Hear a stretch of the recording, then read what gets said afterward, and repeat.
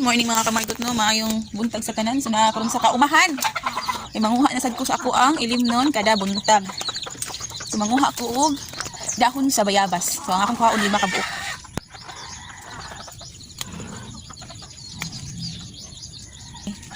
Lima ka dahon. Dayon gabon.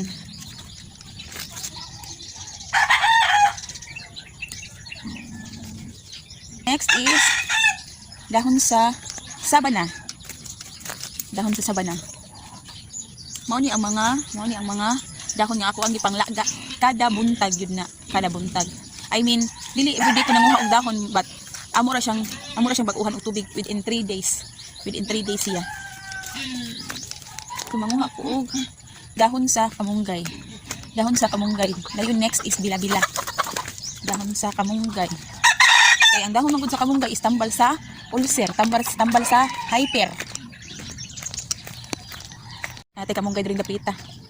1, 2, 3, 4, 5. So mao ni ang mga herbal nga ako ang ipanglaga kada buntag. Ihumol ni siya og tubig dayon lapwaan.